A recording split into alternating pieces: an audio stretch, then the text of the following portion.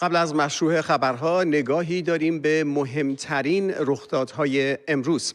دونالد ترامپ رئیس جمهور آمریکا در آخرین ایستگاه سفرش به خاورمیانه امروز وارد امارات شد. ترامپ پیش از ورود به ابوظبی گفت امیدواریم در مورد ایران مجبور نباشیم سراغ راه خشونت‌آمیز بریم. ترامپ در ادامه گفت با اشاره به اخبار مربوط به توافق تهران با شرایط تعیین شده او اجازه نخواهد داد که جمهوری اسلامی گرد و غبار هسته‌ای بپا کنه. رئیس جمهور آمریکا با اشاره به ادامه مذاکرات جدی ابراز امیدواری کرد که توافقی بلند مدت با تهران حاصل بشه. مسعود پزشکیان رئیس جمهور اسلامی در نشستی با فعالان سیاسی و اجتماعی استان کرمانشاه گفت اگه مذاکره به نتیجه نرسید ما نخواهیم مرد. پزشکیان اضافه کرد مذاکره از اصول عقلانیه اما نه به هر قیمتی. او در ادامه گفته با قدرت و عزت مذاکره میکنیم و با ذلت سرخم نخواهیم کرد و از اصول اعتقادی خودمون کوتاه نخواهیم اومد. نه اونطور که تفنگ بالای سرمون بذارن و هرچه دلشون خواست تحمیل کنند.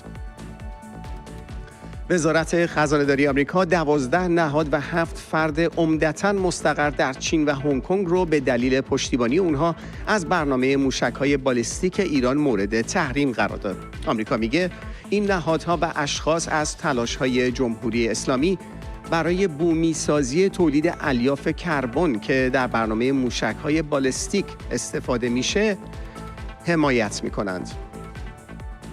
به دنبال تشدید بحران کمبود برق، وزارت کشور جمهوری اسلامی با ارسال پیامک‌های هشدارآمیز به مدیران کارخانه‌های فولاد و سیمان دستور توقف 15 روزه تولید رو صادر کرد. طبق این دستور مصرف برق این واحدها باید به 10% میزان تقاضای برق در شرایط عادی کاهش پیدا کنه. این میزان مصرف صرفاً برای روشن نگه داشتن چراغ سالن‌ها کافیه و به معنای خاموشی کامل خطوط احیا و تولید محسوب میشه. دبیر انجمن سیمان اضافه کرد هدف اصلی آزادسازی برق برای مصرف خانگی در روزهای اوج گرماست. هرچند این تصمیم خسارات جدی رو به چرخه تولید وارد میکنه.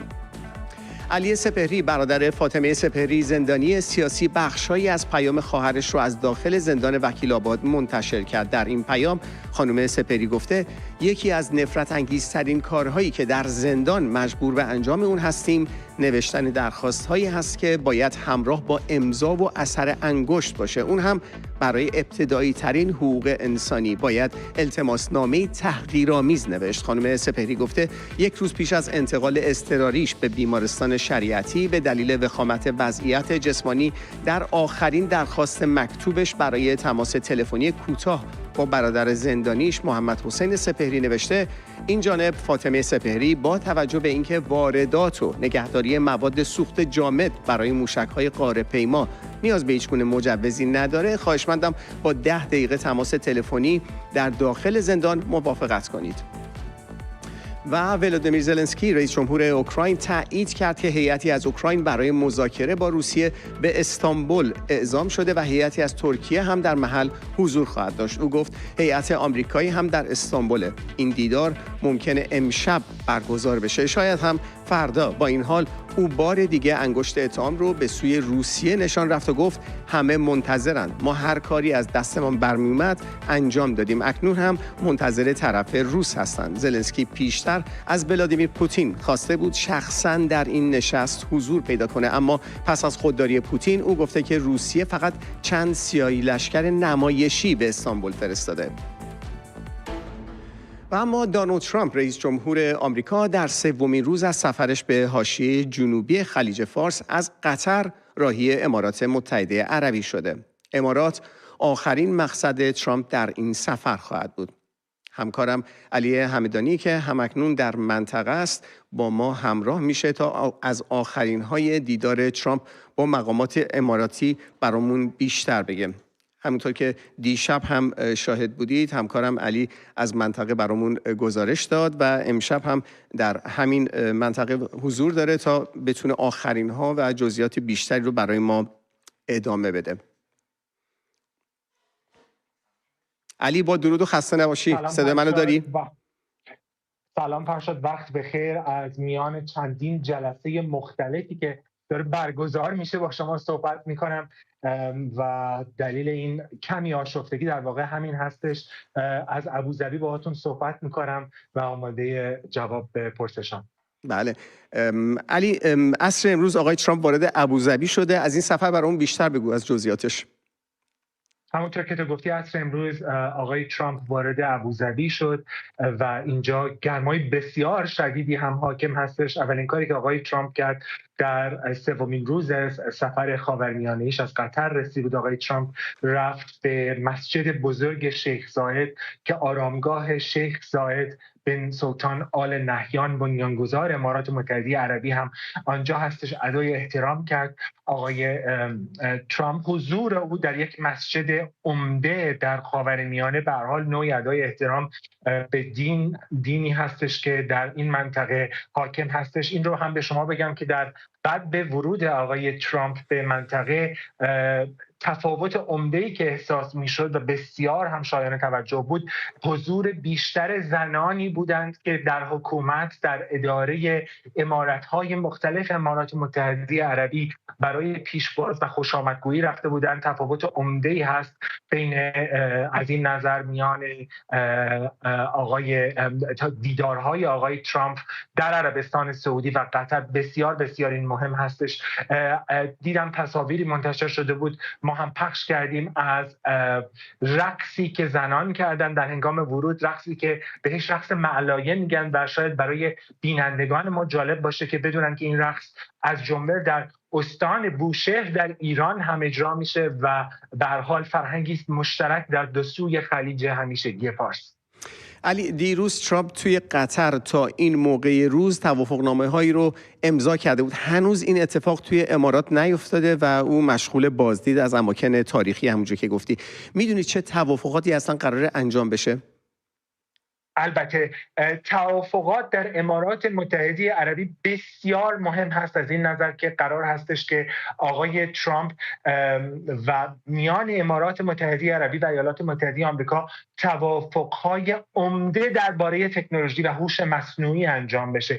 مثلا من پیشنویس یک قرارداد رو دیدم اینجا در امارات متحده عربی که میان ایالات متحده آمریکا و شرکت انویدیا، شرکت عمده تکنولوژی هست، بسته شده و قرار هستش که این قرارداد نهایی بشه. قرار هست 500,000 چیپ هوش مصنوعی، چیپ یعنی مراکز داده‌ای که قرار هستش در واقع به امارات متحده عربی فروخته بشه و این کشور رو به یکی از عمده ترین نقاط بانک داده و محورها و در واقع قطب‌های هوش مصنوعی تبدیل بکنه. مثلا امروز صحبت از این بود، من در یک کنفرانس شرکت کردم که برای خبرنگاران برگزار شده بود.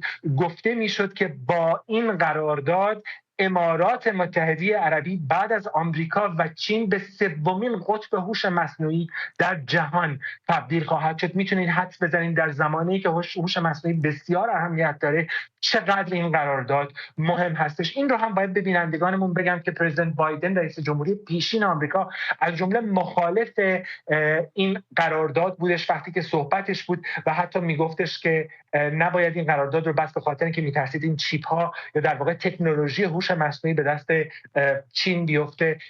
در هر حال قرار هستش که اونطور که آقای ترامپ گفته مجموعه سرمایه‌گذاری هایی که در منطقه خاورمیانه انجام خواهد شد در پایان این سفر به چیزی حدود 4 تریلیارد دلار برسه. 600 میلیارد دلار این توافقها در عربستان سعودی به هر حال بسته شد. بعد قطری ها وارد شدن، 2 برابر سرمایه گذاری قرارداد در واقع امضا کردن برای سرمایه گذاری برای رقمی حدود 1 تریلیارد و 200 میلیارد دلار. باور کنید سخت است برام تعداد صفرها رو شمردن و حالا وقتی آقای ترامپ میگه این قراردادها میتونه تا 4 تریلیارد بره، حدس بر این هست که باقی این رقم به حدود 2 خورده تریلیارد دلار اینجا در امارات متحده عربی قرار هستش که در واقع قرارداد امضا بشه. بسیار بسیار بسیار مهم هستش آنچه که در این 3 روز اتفاق افتاد. یادمون باشه که پرزیدنت ترامپ کمی بیش از 4 ماه هستش که به مقام ریاست جمهوری آمریکا رسیده و ببینید که در این 4 ماه چه اتفاقاتی واقعا رقم خورده و خواهم گفت کمی دیرتر که چرا گفته میشه چرا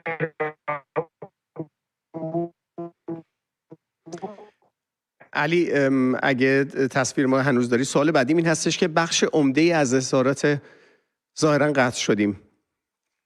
بله، اگه همکارم در اتاق خبر بتونن دوباره وصل کنن همکار ما علی رو از منطقه که بتونیم به بقیه سوال هم بپردازیم.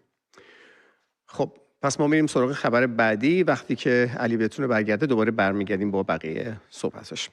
در ادامه تنش‌ها میان جمهوری اسلامی و ایالات متحده، دونالد ترامپ رئیس جمهور آمریکا امروز در جمع خبرنگاران در قطر بار دیگه به ایران اشاره کرد و گفت دو راه برای ایران وجود داره، راهی خوب یا راهی خشونت‌آمیز. امیدوارم مجبور به استفاده از راه خشونت‌آمیز نشیم. اما نکته قابل توجه بخشی از صحبت‌های ترامپ بود که به طور ضمنی به این اشاره کرد که توافقی صورت گرفته.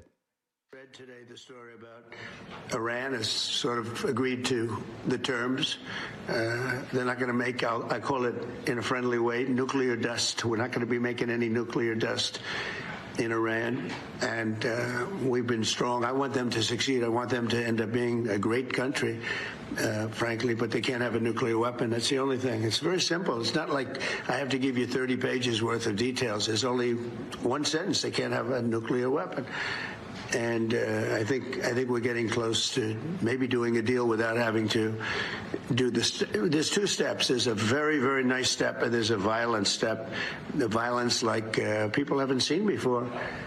And I hope we're not going to have to do this. I don't want to do the second step. Some people do. Many people do. I don't want to do that step. So we'll see what happens. But we're in very serious negotiations with Iran for long-term peace. And if we do that, it'll be fantastic.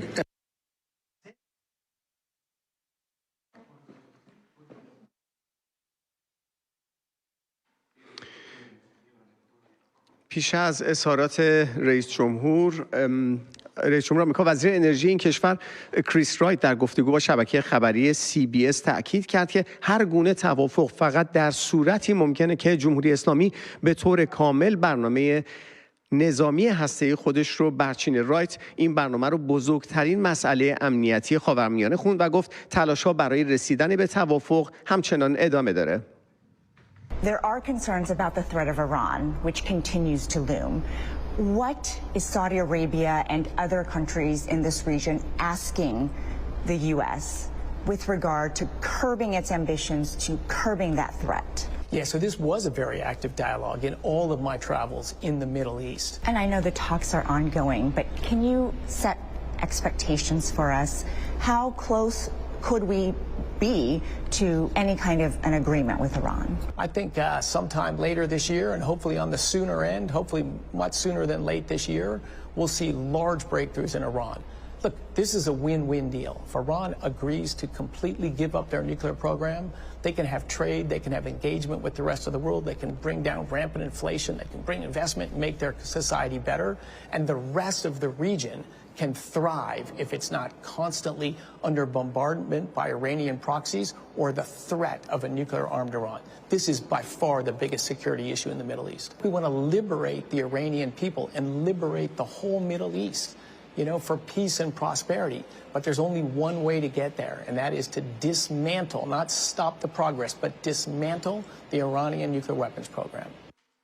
در تهران هم علی شمخانی مشاور سیاسی علی خامنه‌ای در گفتگو با شبکه NBC گفته که در ازای لغو فوری همه تحریم‌ها ایران متعهد میشه که هرگز سلاح هسته‌ای درست نکنه، ذخایر اورانیوم با غنای بالا رو از بین ببره و فقط برای مصارف غیر نظامی غنی‌سازی کنه. همچنین اجازه نظارت بین‌المللی رو هم خواهد داد.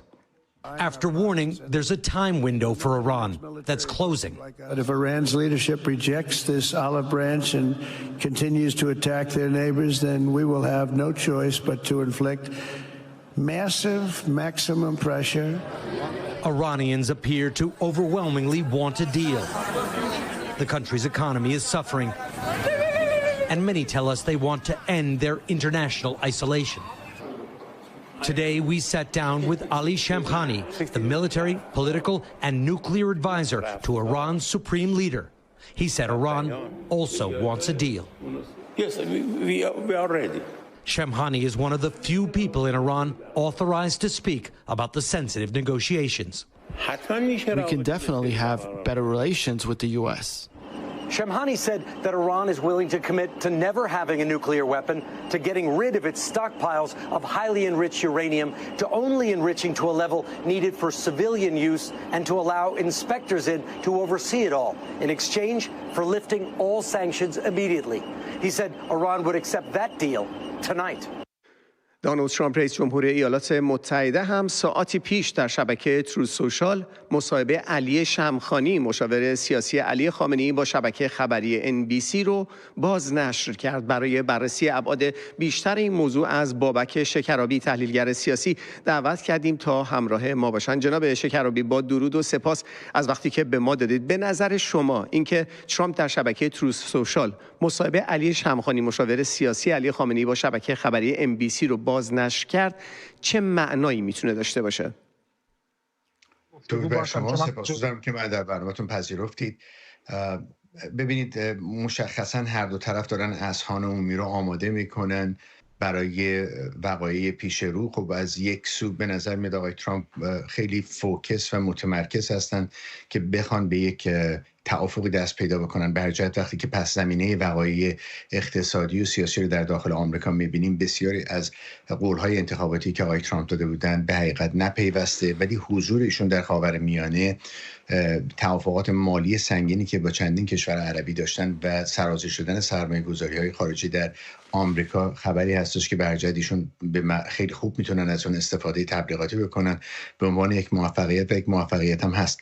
در کنار اون اگر که بتونن از وقوع یک جنگ جلوگیری بکنن، در راستای برجت اون قولهای انتخاباتی ایشون بوده و خیلی طبیعی هستش که روی این قضیه سرمایه گذاری بکنن. من فکر میکنم بخشی از اطلاعاتی که آقای ترامپ در رابطه با این مذاکرات و مسائلی که پشت پرده اتفاق میفته رو دارن منتشر میکنن، به نوعی فشار هستش روی افکار عمومی که میتونه طریق مردم داخل ایران بر جمهوری اسلامی وارد بشه و به قول معروف انقدر این قضیه رو جذاب نشون بده که هم جمهوری اسلامی بتونه راحت تر عمل بکنه، به نوعی برگرده به که انتخاب دیگه انتخاب خیلی سختی بوده و به خاطر به دروغ برگرده به که به خاطر منافع ملت ایران راه دوم رو انتخاب کردیم، و خب هم در این حال یک نوع هیجان در داخل جامعه ایرانی ایجاد میشه. و من واقعا متاسفانه فکر میکنم این کار آقای ترامپ دارن انجام میدن برای آماده سازی، همونطور که عرض کردم، نه فقط اذهان مردم آمریکا بلکه برای اذهان ملت ایران. جناب شکرابی، اگه جمهوری اسلامی حاضر به کنار گذاشتن کامل برنامه هسته‌ای باشه، این نتیجه برای اسرائیل که به نظر میرسه در حال حاضر نقشی در روند مذاکرات نداره، به چه صورت دیده میشه؟ ببینید، من یک گزارش نظامی رو داشتم میخوندم که اگه واقعیت داشته باشه، خب بیانگر این هستش که حمله نظامی خیلی بعید و غیر ممکن بوده. در اون نوشته شده بودش که در کنار بمباران‌های سنگین هوایی نیروهای هوایی امریکا، کماندوهای اسرائیلی باید در داخل ایران وارد عملیات میشدن به خاطر اینکه بتونن این مرکز هسته‌ای رو از بین ببرن. این قسمت رو حتی کارشناسان نظامی آمریکا گفته بودن که کار بسیار سخت و بسیار پیچیده‌ایه و امکان موفقیتش بسیار کم. اگر که این گزارش نظامی واقعیت داشته باشه، به نظر میاد که اسرائیل هم به عنوان انتخاب دوم با اون چیزی که داریم در داخل بین این توافقات داره صورت میگیره مجبور باشه به نوعی کنار بیاد. موضوعی که باقی میمونه این هستش که اسرائیل معتقد هستش به هیچ عنوان جمهوری اسلامی نباید توانایی غنیسازی داشته باشه. من فکر میکنم آقای ترامپ رضایت بدن به این که حداقل غنیسازی در داخل ایران انجام بپذیره و احتمالاً گروه یا یک سازمان دیگه تشکیل خواهد شد که مجموعی از کشورهای مختلف باشه، بازرسان کشورهای مختلف در کنار سازمان انرژی اتمی بتونن از این مراکز اتمی به طور مرتب بازدید بکنن. من فکر میکنم این مسیری هستش که متاسفانه داره طی میشه و یک نوعی نفس مصنوعی دادن به جمهوری اسلامی. آقای شکرابی، اگه این اتفاق بیفته اسرائیل چه خواهد کرد؟ من فکر نمی‌کنم کار زیادی اسرائیل بتونه در این مقطع زمانی انجام بده. من فکر می‌کنم در بهترین حالت ممکنه اسرائیل تلاش بکنه که اطمینان حاصل بکنه که خطر از سوی لبنان و سوی غزه کاملا حذف خواهد شد و بعد در نهایت با حوثی‌ها یک برخورد محکمتری داشته باشن. ولی در رابطه با اینکه این قرارداد و این توافقنامه به هم بخوره من بسیار بعید میدونم. ببینید انتخاب‌های اسرائیل تا پیش از این هم بسیار محدود بوده، نمیتونستن میزان فعالیت‌های امنیتی و نظامی خودشون رو در داخل ایران به اندازه‌ای افزایش بدن که روند این توافقات، روند این مذاکرات رو برهم بزنه. من قبل از این پیش بینی کرده بودم که تعدادی از سران نظام، سران نظامی حذف بشن یا یک مقداری انفجارات، کارهای خرابکارانه صورت بگیره، ولی اون هم تا سقفی می بود که به روند مذاکرات آسیب نزنه. من مطمئن نیستم اگه این نیت اسرائیل بوده، ولی خب خود این قضیه هم به طور غیر مستقیم فشارهایی رو به جمهوری اسلامی اعمال میکرد که بخواد سر تعظیم در برابر این مذاکرات فرود بیاره. در نهایت من فکر میکنم چون سیاست‌های بلند مدت آمریکا فوکس هستش رو این که بخواد با چین مقابله بکنه و به دنبال این هستش که در کوتاه مدت یک نظم و ثبات رو به خاورمیانه برگردونه، احتمالاً اسرائیل هم مجبور میشه که موافقت بکنه، علیرغم اینکه با سیاست‌های اسرائیل ممکنه که در تضاد باشه. جناب شکربی، اگه این اتفاق بیفته به نظر شما این امکان رو به جمهوری اسلامی نمیده که بتونه به اصطلاح باز برای خودش زمان بیشتری بخره تا در آینده نه چندان دور دوباره برگرده روی فعالیت‌های هسته‌ایش؟ من فکر می‌کنم از سوی دولت امریکا به هر جهت ابزارهایی مورد استفاده قرار بگیره برای راستی آزمایی. اینکه جمهوری اسلامی به این قضیه بازگرده باز نگرده تاثیرپذیرتر از بسیاری از مسائل دیگه هستش. ببینید الان بعد از توافقاتی که آمریکا با کشورهای قطر، عربستان سعودی و الان هم با امارات در جریان هست داره به اونها میرسه، مشخصا اونها رو از مدار قمری چین داره خارج میکنه. اگر به یک توافقی با جمهوری اسلامی هم برسه، عملا میشه تقریبا گفت که جمهوری اسلامی پشتیبانی چین رو نخواهد داشت و در مدار اون اقماری امریکا قرار خواهد گرفت. در این صورت من فکر میکنم جمهوری اسلامی نخواد ریسک این رو بپذیره وقتی که پشتیبانی یک قدرت خارجی دیگر نداره که بخواد به قراردادی که با آمریکا بسته پشت پا بزنه و مشکلات جدیدی رو ایجاد بکنه. آقای بابک شکرابی، تحلیلگر سیاسی، سپاسگزاریم از اینکه با ما بودید امشب. سپاس. و همکارم علی همدانی در خاورمیانه فکر میکنم تماس تصویریمو باش وصل شده. علی اگه صدای من رو داری، من سوال بعدیم رو از شما بپرسم. میشنوم. فرشاد جان از ابوظبی باهاتون صحبت می‌کنم. بسیار خوشحالیم که بازم داریم شما رو. بخش عمده از اظهارات آقای ترامپ امروز درباره ایران بود. میتونی جزئیات در موردش برامون بگی؟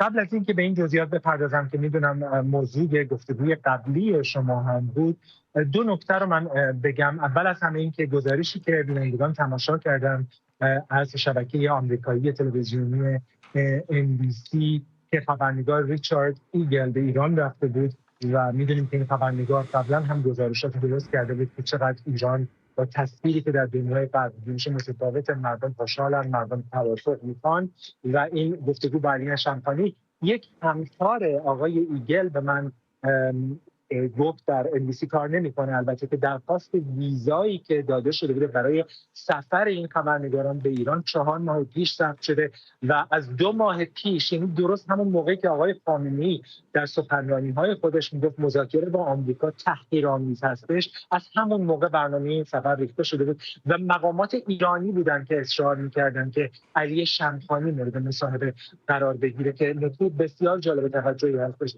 نکته دیگه‌ای که من می‌خواستم بهش اشاره بکنم، چون بحث توافق با ایالات متحده توافق اجتماعی شدهش، من از یک مقام ایالات متحده آمریکا، مقام ارشد دیپلماتیک، اینجا سوال کردم، نمیخواد نامش فاش بشه و جمله‌ای که او به من گفت این بود که توافق در دسترس هست. سوال بعدی من وقتی او داشت ترک می‌کرد محل رو این بودش که پس تکلیف بقیه جمهوری اسلامی، پدیده‌ای به نام جمهوری اسلامی چه میشه؟ نیروهای نیابتی، برنامه موشکی، وضع حقوق بشر در ایران، حمایت ایران از تروریسم بین‌المللی و او جمله‌اش دقیقاً این بود، قدم به قدم.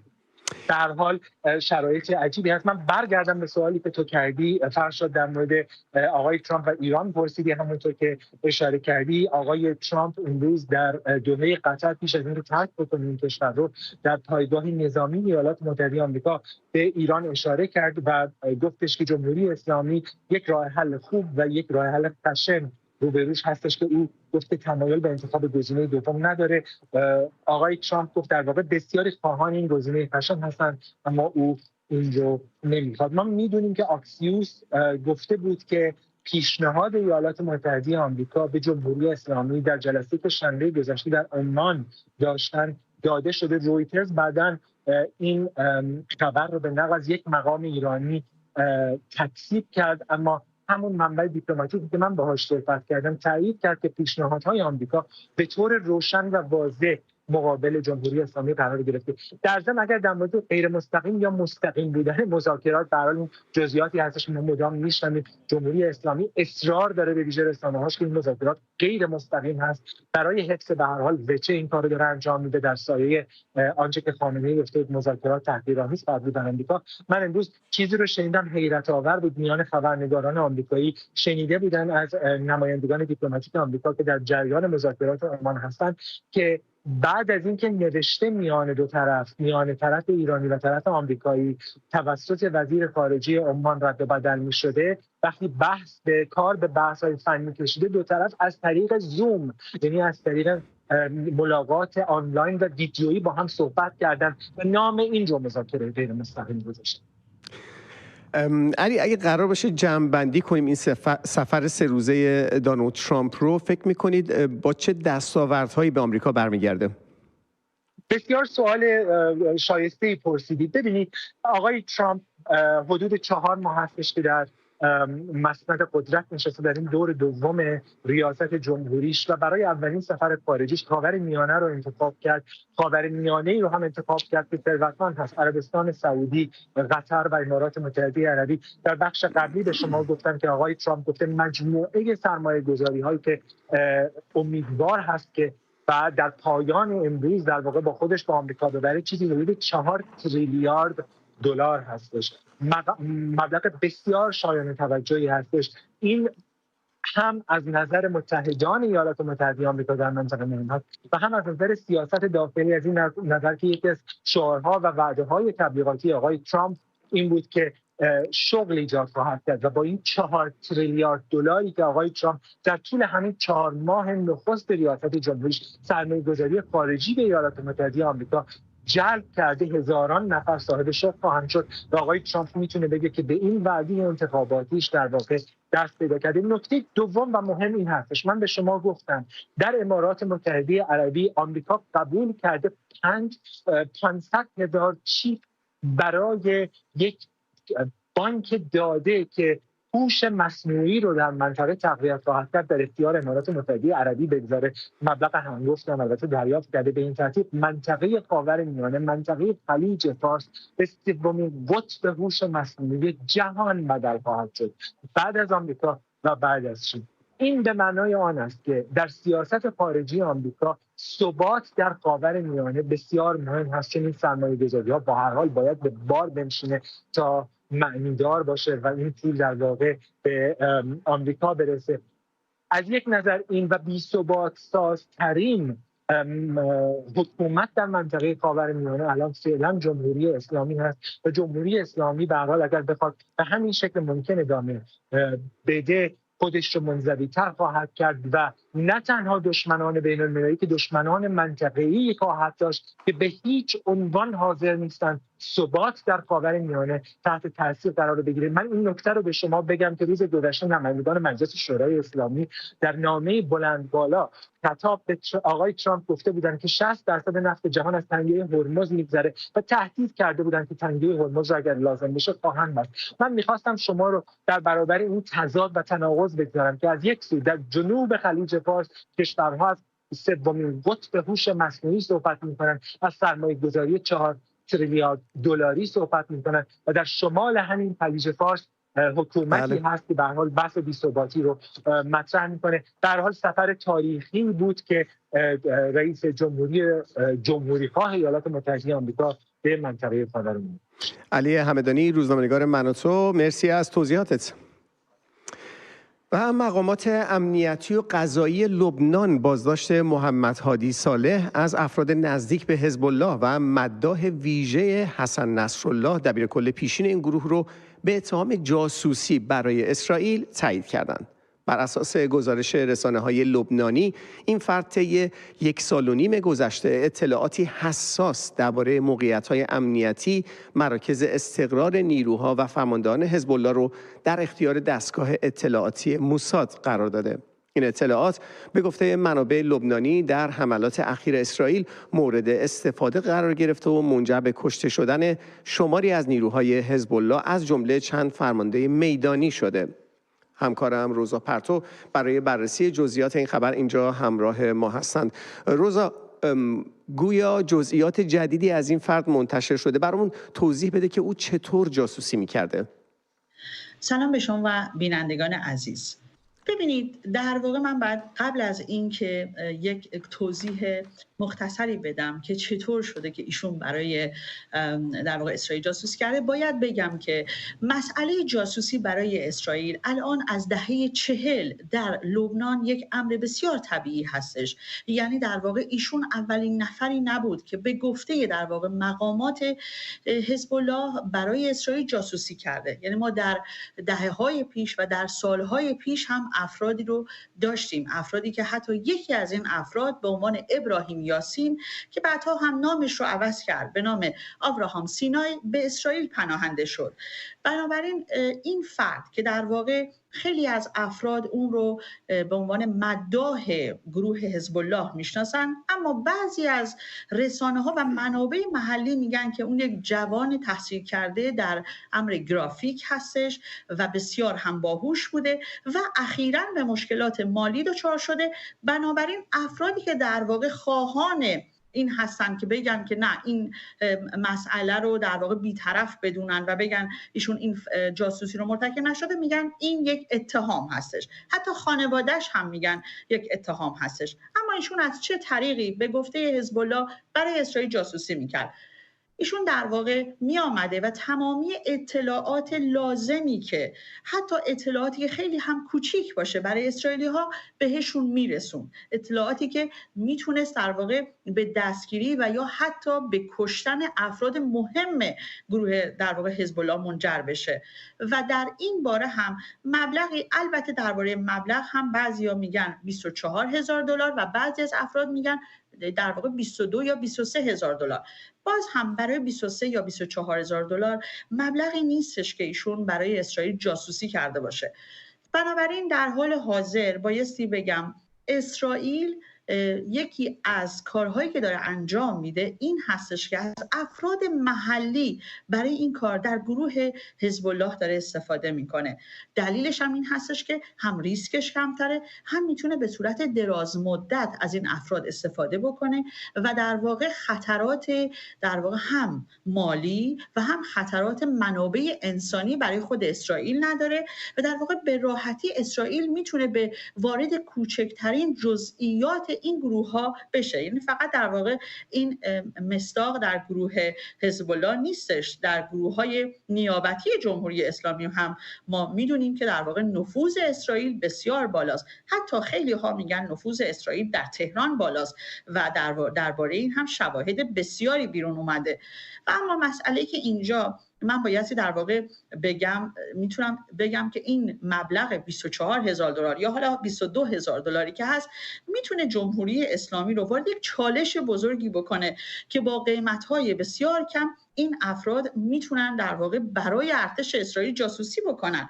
ببینید، بحث حسن نصرالله یک مسئله بسیار مهمی برای اسرائیل بوده. اسرائیل سالها از طریق نفوذ بسیار، از طریق در واقع عملیات‌های بسیار به دنبال حسن نصرالله بود و بایستی بگم زندگی حسن نصرالله هم یک جورایی شبیه در واقع زندگی یحیی سینوار بود. اونها همش در زیر زمین‌ها زندگی می‌کردن، در جاهایی که در واقع افراد نمیتونستن. بنابراین زمانی که در واقع اسرائیل حسن نصرالله رو کشت، بایستی بگم خیلی از افراد، خیلی از تحلیلگران داخلی که در اسرائیل درباره این مسئله صحبت می‌کردن از نفوذ افراد رده بالای حزب الله صحبت می‌کردن. بذارید من این مسئله رو باز کنم براتون. از نفوذ افراد رده بالا، این که گاهی وقتا این افراد رده بالا میان در واقع افرادهای زیردست و افرادهای در واقع کوچک رو در واقع خرج این مسئله میکنن تا همچنان خودشون در واقع بمونن و روی کار.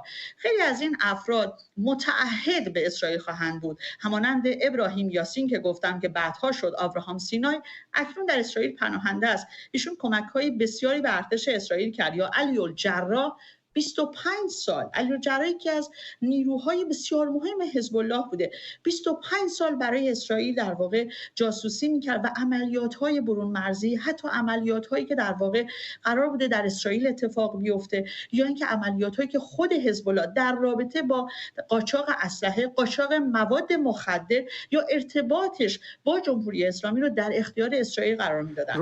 بنابراین مسئله بایستی بگم جاسوسی برای ارتش اسرائیل مسئله‌ای هستش که الان دهه هاست که در واقع با ارتش اسرائیل افراد در لبنان همکاری میکنن. روزا، این بازداشت‌ها چه واکنشی رو به همراه داشته؟ اگه کوتاه بگی ازت ممنون میشم.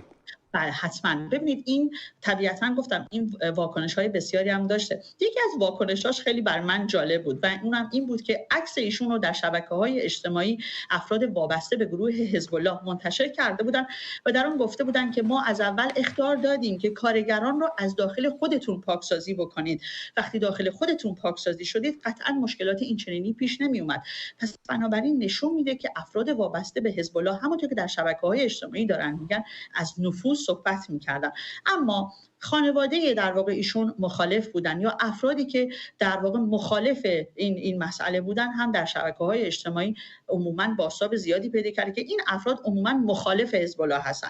بنابراین با دو طیف در واقع ما اظهار نظر در شبکه‌های اجتماعی هستیم، طیف موافق و طیف مخالف. اما بایستی بگم در شبکه‌های اجتماعی اسرائیل یا در خبرهای اسرائیل خیلی در واقع بهش پرداخته نشده که عموماً به این ترتیب هست. هیچگاه درباره جاسوس‌های اسرائیلی بهشون نمی‌پردازن. مرسی. روزا پرتو، روزنامه‌نگار من و تو، مرسی که امشب با ما بودی.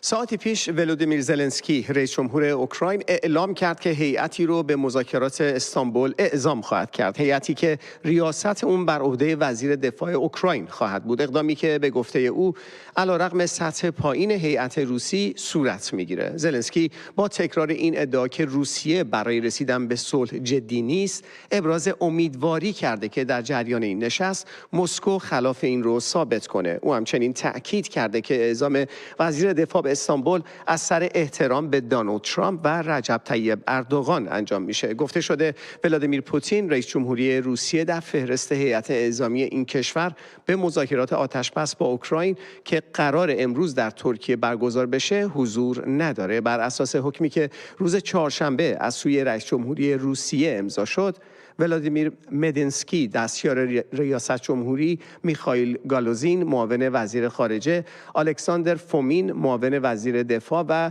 ایگور کاستیوکوف مدیر سازمان اطلاعات نظامی اعضای اصلی این هیئت خواهند بود. این در حالیه که پوتین پیشتر پیشنهاد مذاکره مستقیم با رئیس جمهور اوکراین رو بدون هیچ پیش شرطی مطرح کرده بود. ولودیمیر زلنسکی رئیس جمهور اوکراین هم گفته بود تنها در صورتی در این مذاکرات شرکت میکنه که پوتین هم حاضر باشه. در همین حال دونالد ترامپ رئیس جمهور آمریکا که پیشتر گفته بود در صورت حضور پوتین ممکنه به ترکیه بره، از حضور در این مذاکرات صرف نظر کرده. یک مقام آمریکایی تایید کرد که ترامپ در مذاکرات شرکت نمیکنه و در عوض 2 تن از مشاوران نزدیک او استیو ویتکوف و کیت کلاگ به استانبول خواهند رفت. یک مقام اوکراینی به خبرگزاری رویترز گفته که آقای زلنسکی چهارشنبه شب در راه آنکارا بوده، اما تصمیم نهایی درباره حضور او در مذاکرات استانبول به ترکیب هیئت روسیه بستگی داره. زلنسکی پیشتر در نطق شبانه خودش گفته بود در انتظارم ببینم چه کسی از طرف روسیه خواهد آمد و بعد تصمیم میگیرم که چه گامی رو بردارم. نشانه هایی که تاکنون از رسانه ها دریافت کردیم قانع کننده نیستند. او همچنین گفته بود که پوتین همچنان به حمله به اوکراین ادامه میده و اکنون بیش از هر زمان دیگری برای جهان روشن شده که تنها مانع رسیدن به صلح نبود اراده روشن از سوی روسیه است. تحلیلگران معتقدند فهرست منتشر شده از اعضای هیئت روسیه شامل مدینسکی، گالوزین، ایگور کاستیوکوف و الکساندر فومین حاوی پیام روشنیه. این تیم اصلی پوتین نیست. از چهره‌هایی مثل سرگئی لاوروف وزیر خارجه با سابقه یا یوری اوشاکوف دیپلمات کهنه‌کار خبری نیست و این مسئله از نگاه ناظران به معنای کاهش سطح مذاکرات و نوعی بی‌اعتنایی به خواسته زلنسکی برای گفتگوی مستقیم با پوتین تعبیر میشه. برخی از تحلیلگران معتقدند این اقدام تلاشیه برای تحقیر رئیس جمهور اوکراین که بارها اعلام کرده بود آماده دیدار مستقیم با پوتین در ترکیه است. در نگاه این ناظران پوتین با انتشار این فهرست در لحظات آخر نشون داده که حاضر نیست تحت فشار یا اولتیماتوم تصمیم گیری کنه و همچنان ترجیح میده روند مذاکرات رو در حاله‌ای از ابهام نگه داره. با این حال گمان زنی‌هایی در شبکه‌های اجتماعی مطرح شده مبنی بر این که ممکنه مذاکرات به روز دوم کشیده بشه و خود پوتین روز جمعه به اون ملحق بشه. سناریویی که هنوز از طرف کرملین تایید یا رد نشده. تحلیلگران تأکید می‌کنند که پوتین همواره علاقه‌مند بوده در موقعیت فرماندهی قرار داشته باشه و بلا تکلیف نگه داشتن طرف‌های دیگه بخشی از استراتژی او برای حفظ ابتکار عمله. بله و در اینجا نوبت میرسه به ویدیوهای ارسالی شما گزارشگران خوب من و تو.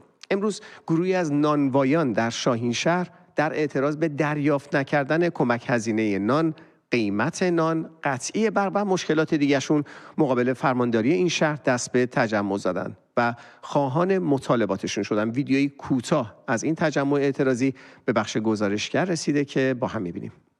اعتراض نونوایداران شهرستان شاهینشهر مقابل فرمانداری شاهینشهر برای ندادن کمک هزینه نان، قیمت نان، رفتن بر رای بیمه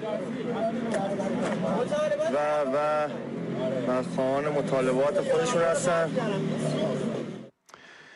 بله، گرانی لوبیا چیتی موضوعی بود که ما هفته گذشته روی میز خبر در موردش صحبت کردیم. کارشناسان داخلی علت افزایش قیمت حبوبات رو صادرات بی‌رویه و مدیریت ضعیف ذخایر میدونن. این در حالیه که دیروز وزیر جهاد کشاورزی در پاسخ به خبرنگاران گفت گرانی لوبیا چیتی روزهای آخرشه و به زودی حل میشه. این وزیر مسئول اضافه کرد که دلیلش به خاطر حذف ارز ترجیحی و رفتن این کالا روی ارز توافقی و همچنین تغییر قیمت جهانی لوبیا چیتی بوده که 15-20% گرونتر شده. شهروند خبرنگار من و تو از تهران که از افزایش بی‌سابقه لوبیا چیتی بسیار عصبانیه میگه 900 گرم لوبیا چیتی امروز خریده به قیمت 490,000 تومان. ارشاد جان سلام عزیزم، خوبی؟ آقا من امروز اومدم غذا درست کنم، دیدم لوبیا چیتیم کمه، اومدم آنلاین سفارش بدم از این اپلیکیشن های تخفیفی. قیمت ها رو نگاه کردم باورم نشد. 900 گرم لوبیا چیتی 490,000 تومان، 460,000 تومان، 450,000 تومان. 900 گرم لوبیا چیتی. من اول فکر کردم ریاله، باورم نمیشه. 500,000 تومان باید برای 900 گرم لوبیا چیتی؟ یعنی دیگه یه لوبیا چیتی هم نمیشه خورد. میدونی جمهوری اسلامی که از روز اول تکلیفش مشخص بود، تعدادی هم نیستن تو جمعیت ایران، ولی لعنت به شما، لعنت به شما مردمی که تو این 40 خورده سال به این حکومت رأی دادین. ما هم داریم با آتیش شما میسوزیم. 500,000 تومان یه 900 گرم لوبیا چیتی. وای. فرشاد خان مرسی عزیزم، مرسی که حداقل شما صدای ما رو پخش میکنی. و امشب هم مثل چند هفته اخیر ویدیوهای زیادی دریافت کردیم از قطعی مکرر برق در مناطق مختلف کشور که در گزارش‌های بعدی میشنوید صدای شهروندانی رو که از این وضعیت به سطوح اومدند. همه مغازه‌ها میگه کلاً جمع کرده، همه جان برق رفته، تاریک، بدون هیچ گونه مشتری. منطقه توریستی هم از باملند برق نداره. مردم هم که فقط دارن راه میرن. وضعیت روزانه شبانه شهر بود. رفتی واسه شبکه خوب من و تو. امروز 25 اردیبهشت، اینجا شهرستان رامسر. این فیلم رو میگیرم برای گزارشگر خوب من و تو. برقا از ساعت 8 صبح قطع شده، الان ساعت 9:15. طبق برنامه زمانی بعد ساعت 6 عصر برقا میرفت، ولی همطور که میبینید مغازه ها یا کرکرهاشون باز نمیشه، یا اون مغازه هایی هم که باز کردن کلن کاسبشون خوابیده. حتی ببینید قصابی تمام یخچال ها خاموش. واقعا نمیدونم به کجا میخوایم برسیم و ممنون میشم از شبکه خوب من و تو تا بتونه این اطلاع رسانی رو انجام بده. سپاسگزار شما. گزارشگر خوب من و تو، امروز 25/2/403 ساعت 1:30 بعد از ظهر، ساعت 8 تا 10 صبح برقا رو قطع کردن. الان هم ساعت 1 تا معلوم نیست تا کی قطع باشه این برق.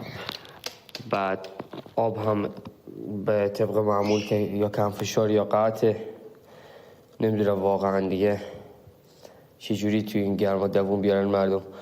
الان نمیشه کولر روشن کرد، هم آب قطعه هم برق قطعه. یعنی این دفعه دوم امروز داره قطع میشه. از ساعت 8 تا 10 قطع بوده، الان هم ساعت 1 معلوم نیست کی بیاد. برنامه هم که معلوم نیست، میگن 2 ساعتی قطع میشه، 2 ساعت و نیمیه، 3 ساعت قطع میشه. اصلا نظمی نداره، حتی رو قطعی برقش هم نظم ندارن. واقعا نمیدونم چی بگم. امروز استان تهران شاهد وزش شدید باد یا میشه گفت طوفان شن بود. ویدیوهایی از تهران، جاده ساوه، جاده قدیم و کرج به بخش گزارشگر ارسال شده. در همین رابطه رئیس مرکز اورژانس پیش بیمارستانی دانشگاه علوم پزشکی استان البرز اعلام کرد وزش تندباد و طوفان باعث مصدومیت 4 شهروند در مناطق مختلف استان شده. این مقام مسئول از شهروندان خواسته تا از تردد غیر ضروری در زمان وقوع طوفان خودداری کنند.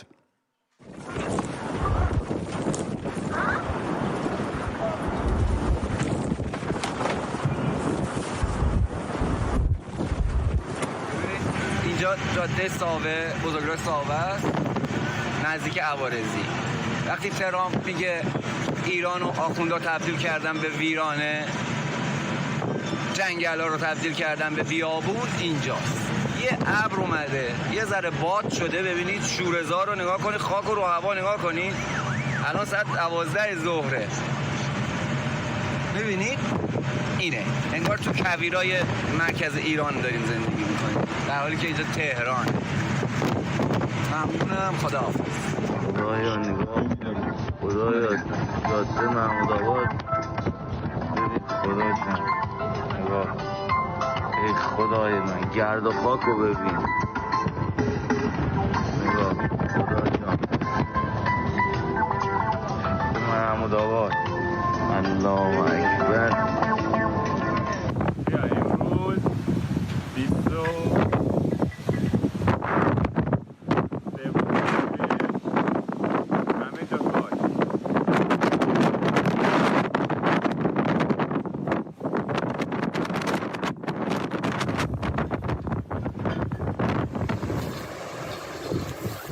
ریزگرده‌ای که امروز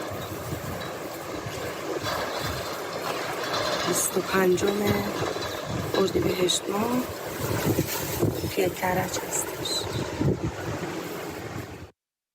آخرین خبر، هوا در اتوبان تهران کرج و جاده قم به شدت طوفانی شده که در گزارش‌های قبلی که ساعتی قبل از شروع اخبار به دستمون رسید وضعیت طوفانی این جاده ها رو دیدید. شرفند خبرنگار بعدی ما از اتوبان تهران کرج که از تبریز به سمت تهران در حال حرکته یادی میکنه از صحبت‌های ترامپ در عربستان در مورد کویری شدن ایران. سلام و عرض ادب به تمامی بینندگان عزیز. امروز 25/2/1404 روز پنجشنبه اتوبان تهران کرج. اینم از وضعیت طبیعت و کشوری که 4 فصل هستش. ببینید دوستان، من از تبریز دارم میام تهران. از خود تبریز تا الان اینجا فقط بیابون هستش. من نمیدونم واقعا چه بلایی سر داره کشورمون میاد، چه بلایی سر کشورمون دارن میارن. آقای ترامپ 2 روز پیش که عربستان سفر کرده بود واقعا توی سخنرانیش اعلام کرد که کشوری که حاصل خیزه تبدیل شده به بیابان. دقیقاً راست گفته، دقیقاً راست. دمش گرم، دست مریضات برای آقای ترامپ. اصلا ببینید چه حال روزی ایرانو فرا گرفته، چه حال روزی تهران بزرگ و کرج و قزوین و شهرهای بزرگ و فرا گرفته. اینم از آب و هوامون، قطع شدن برقامون، نمیدونم قطع شدن آب خونه ها، کارخونه ها. واقعا چیکار کنیم ما از دست اینا، از این اجنبی ها راحت بشیم؟ پاینده باد ایران. جاوید شاه. مدت هاست که ویدیوهای زیادی دریافت می‌کنیم از خشک و یا قطع شدن درختان پارک جنگلی سرخ حصار و شهروندانی که نگران و گله‌مند هستند از بی‌توجهی مسئولان جمهوری اسلامی به نابودی این درختان. سال گذشته خبری منتشر شده که در اون اشاره شده بود به درست آبیاری نشدن بیش از 200,000 اصل درخت در بوستان سرخ حصار، موضوعی که میتونه دلیل از بین رفتن این درختان باشه. درود و عرض ادب. جنگلی رو که ملاحظه میکنید جنگل سرخ حصار. این جنگل در اثر بیابی میگن چاهاش خراب شده. آقا چاهاش خراب شده، چاهاشو درست کنید. مگه میشه جنگلی که 50 سال شده این جنگل شما نابودش بکنید، آب بهش ندید؟ چرا؟ به چه گناهی، به چه جرمی این جنگل باید نابود بشه؟ برای چی؟ چوباشو دارن میفروشن. بیاین روزا نگاه کنید، تریلی دارن میبرن و میبرن و دارن میفروشن و دارن میخورن. لعنت خدا بر شما، نفرین تمام دنیا بر شما که این کار دارین انجام میدین. نمیدونم به کی باید برم بگم، به کجا باید بگم، به کی باید پیگیر بشه. تمام سرخ حصار از در بالایی تا در پایینی یه قطره آب به این حیوانات نمیدن، دارن عمدن دارن خشک میکنن این درخت‌ها رو. چه هدفی دارن؟ کی پشت این کاره؟ رسیدگی کنین مسئولین، مردم، نهادها، شهرداری، آقای زاکانی رئیس شهرداری، ببینید، بیایید به داد برسید. مرد جنگل سرخ حصار، مرد. کمک کنید. تمام سرخ حصار درختایی که دونه دونه کاشته شده، 50 سال شده این جنگل نابود شد. لطفاً رسیدگی کنید. ممنون. شهروند خبرنگاران بعدی ما از تهران و از هدر رفتن آب و بی‌توجهی شهرداری منطقه به این موضوع برامون گزارش تهیه کردند. یه هفته است اینا رو آب ندادن، همه داره خوش میشه. بعد نزدیک 5 روز لوله ترکیده تو خیابون بهشتی قبل از مدرس. 5 روزه لوله یه جوری ترکیده، نمیان درستش کنن. همینجوری 5 روزه داره آب میره. 5 روزه همینجوری داره آب میره. شهرداری میاد میگه به من ربط نداره، اداره آب میاد میگه به من ربط نداره. ما نمیدونیم از به کی ربط داره. الان اینجا تهران لوله ترکیده تقریبا 1 هفته است. هرچی هم زنگ میزنی کسی جوابگو هم نیست. تو این بی‌آبی با این مدیریتشون. این فیلم خوب می‌فرستم برای شبکه خوب من و تو.